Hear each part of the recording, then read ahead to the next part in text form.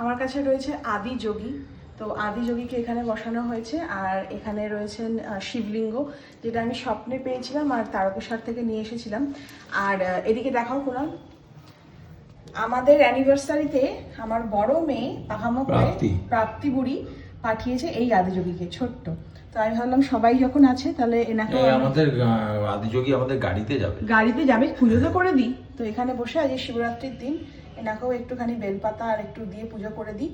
আমাকে বলছে হর হর মহাদেব। আমাকে বলছে কি, মিস তোমার অ্যাড্রেসটা দাও না। আমি আমার অ্যাড্রেস নিয়ে কি করবি?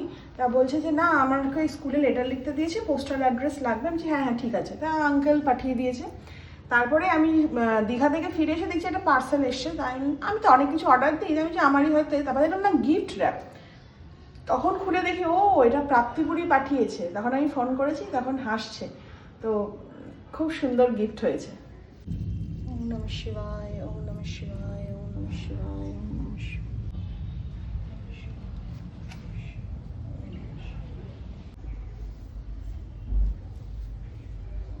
ওম নমঃ শিবায়, ওম নমঃ শিবায়, ওম নমঃ শিবায়। সবকিছুতে ছ্যাবলামি ঠিক না। ওম নমঃ।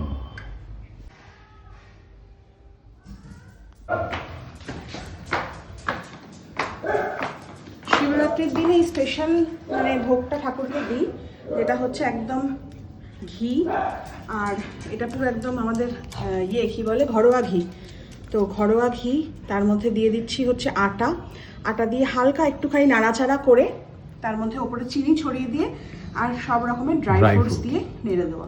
এটা দারুণ হয়, এটা খেতে খুব সুন্দর হয়। এটাই আজকে শিবরাত্রির দিনে এই ভোগটাই আমি ঠাকুরকে দিই। এটা দেখে আমার কেউ জাজ করো না, আমি 5 রকম ফল দিয়েছি আর ঠাকুরকে এরকম ভোগ চড়িয়েছি। আর এই হয়েছে আমার সাধারণ আয়োজন, ধূপ, প্রদীপ আর হচ্ছে মন ভরা ভক্তি।